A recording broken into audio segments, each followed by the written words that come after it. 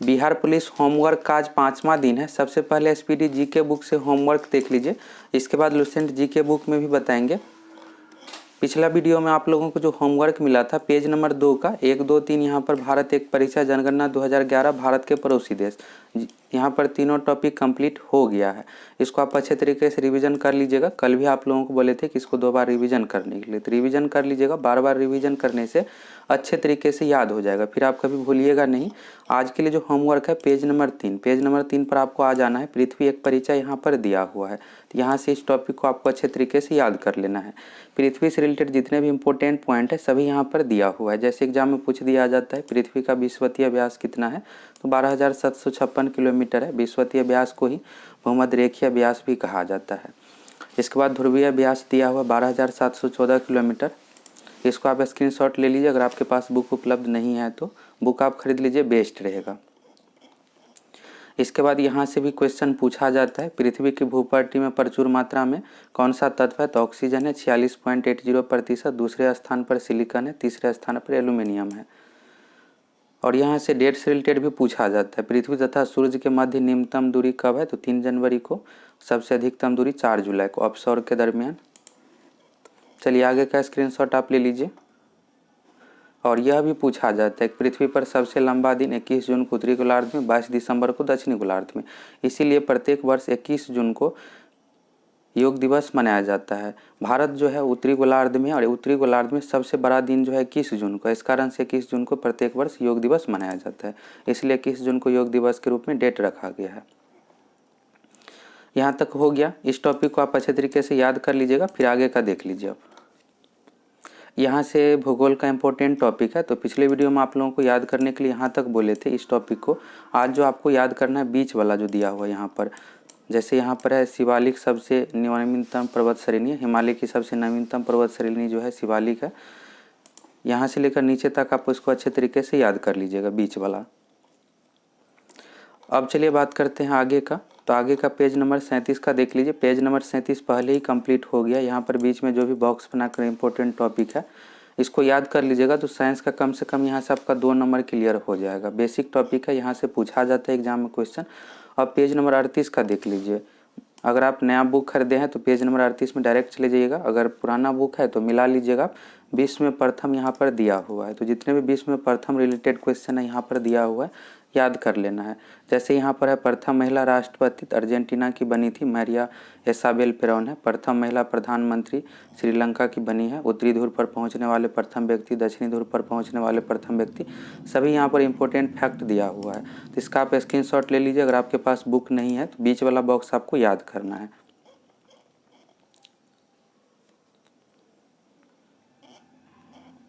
जैसे यह क्वेश्चन कई बार पूछा जाता है, नोबेल पुरस्कार पाने वाली प्रथम महिला है तो मैडम क्यूरी है।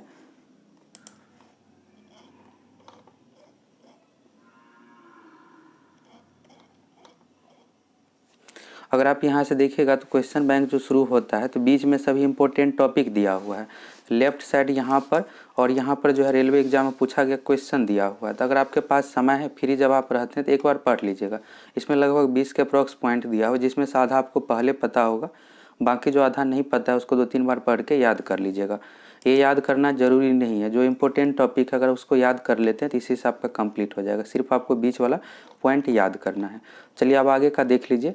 आगे का जो आ जाना है यहाँ से ठीक बुक के बीच में आ जाना है। पेज नंबर 169 यहाँ पर है, प्राचीन भारत का दिया हुआ है।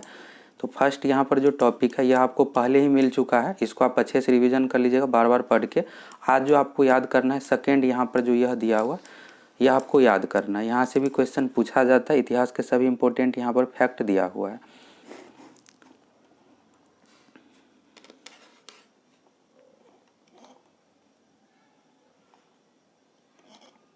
जैसे यह भी पूछा जाता है कि गायत्री मंत्र के रचनाकार कौन है, तो विश्वामित्र है। यह सभी इंपॉर्टेंट क्वेश्चन एग्जाम में पूछा जाता है।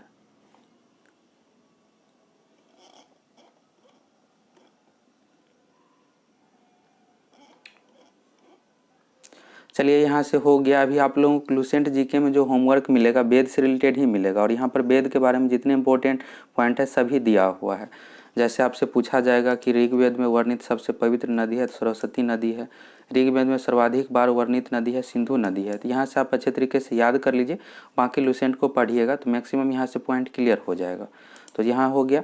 अब चलिए लुसेंट जीके का देख लीजिए होमवर्क। जो भी होमवर्क मिलता है, पिछला जो भी होमवर्क मिला है उसको आप बार बार रिवीजन कीजिए। अगर नहीं भी याद होता है तो कोई बात नहीं, जो होमवर्क मिला है उसको 5 से 10 बार आप पढ़ लीजिए, जितना आप पढ़ सकते हैं।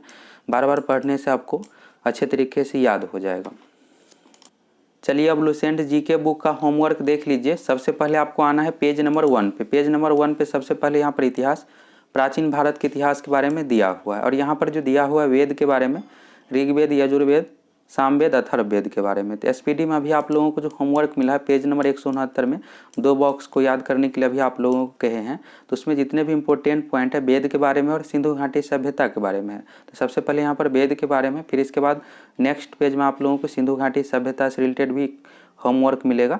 तो पहले आप वेद को यहाँ से क्लियर कर लीजिए। तो यहाँ से आपको क्या करना है, याद ज़्यादातर पॉइंट नहीं करना, जो भी इंपॉर्टेंट है, जैसे खास करके जो भी रेड कलर में, जैसे यहाँ पर संहिता है, इसको आप अच्छे से देख लीजिएगा। और यहाँ पर देखिएगा वेद 4 है।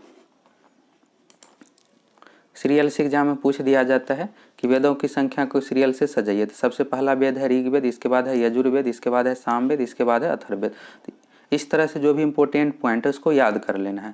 बाकी आप एसपीडी जीके में जो भी इंपॉर्टेंट पॉइंट है उसको अच्छे से याद करना है आपको।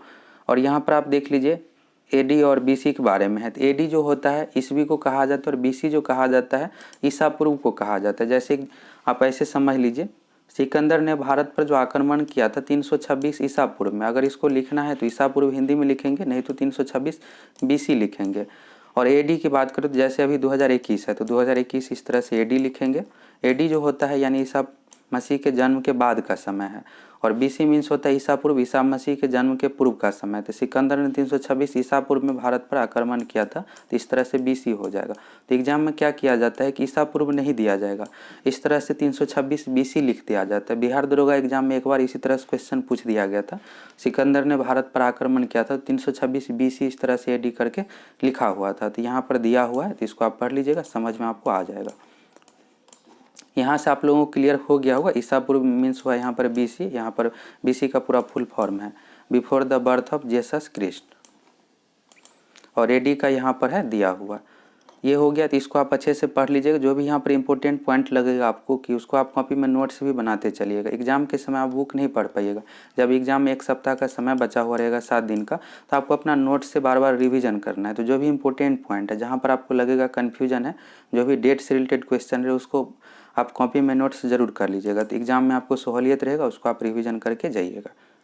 और यहाँ से आप पेज नंबर 1 हो गया, इसके आगे पेज नंबर 2 भी दिया हुआ है। पेज नंबर 2 को भी आप याद कर लीजिए और अच्छे से रिवीजन कर लीजिए। कल होमवर्क मिलेगा आप लोगों को, जो भी पिछला 5 होमवर्क का क्लास है, जो भी आप लोगों को होमवर्क मिला है उसी से संबंधित टेस्ट होगा। 50 से 60 क्वेश्चन का टेस्ट जरूर दीजिएगा। एक इससे पहले भी 2 होमवर्क का टेस्ट हुआ है और अब 1 से लेकर 5 तक जो भी आप लोगों को होमवर्क मिला है सभी का 50 से 60 इंपॉर्टेंट क्वेश्चन का टेस्ट होगा कल।